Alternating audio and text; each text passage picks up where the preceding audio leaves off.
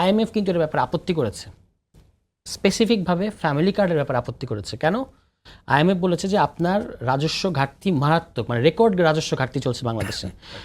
তার মধ্যে family card, কৃষক কার্ড, এই ধরনের নতুন নতুন, যেখানে কিনা আমাদের পুরনো যে সমস্ত সোশ্যাল সেফটি প্রোগ্রামগুলো আছে সেগুলোর অনেকগুলোই রিভিউ করা দরকার। সেটা রিভিউ না করে আবার নতুনটা ওপেন করা, এটা হচ্ছে একটা আরও বড় অর্থনীতির উপর চাপ তৈরি করবে।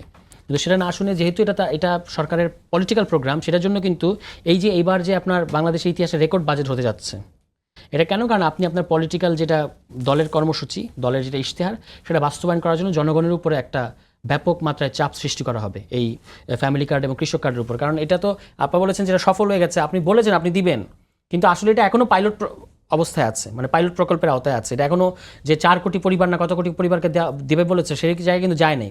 সেটা গেলে আদৌ এটা ফিজিবল হবে কি না, এটা নিয়ে যথেষ্ট সন্দেহ, যথেষ্ট প্রশ্ন আছে। ফলে এই প্রকল্পটা, এই ফ্যামিলি কার্ডের প্রকল্পটা আমাদের কোথায় নিয়ে যায়, এটা দেখতে গেলে আমাদের অন্তত 1-2 বছর অপেক্ষা করতে হবে। কিন্তু ইন দ্য মিন টাইমে এখন এক ধরনের ক্রেডিটের রাজনীতি সরকার করতে পারছে, নো ডাউট। কিন্তু এটার কারণে কিন্তু, যেহেতু আমার এলাকাতেও আমি এটা দেখেছি, পুরো জিনিসটা নিয়ন্ত্রণ করছে কিন্তু স্থানীয় বিএনপি নেতারা, অর্থাৎ কার নাম যাবে কার নাম যাবে না, এগুলো কিন্তু এমন না যে ইউএনও, এই যে এটার যে একটা কমিটি তৈরি করা হয়েছে, এটা সর্বশেষ লেয়ারে আছেন ইউএনও। তো এটা এমন না যে তিনি দল নিরপেক্ষভাবে, প্রশাসনিকভাবে এটা আগাচ্ছেন উনি, যে কারা এটার এলিজিবল ফ্যামিলি কার্ড পাওয়ার জন্য। এটা তিনি বিএনপির, মানে রাজনৈতিক দলগুলোর উপর ভরসা করছেন, নির্ভর করছেন। সেই রাজনৈতিক দল হচ্ছে বিএনপি।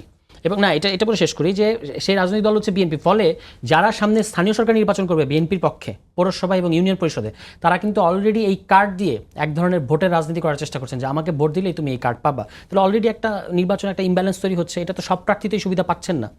এই যে ফ্যামিলি কার্ডের লোভ দেখিয়ে বা প্রলোভন দেখিয়ে নিজের দিকে ভোট আনার চেষ্টা করা, এটা কিন্তু সবাই পাচ্ছেন না। ফলে এই সুযোগও সরকার করে দিচ্ছে।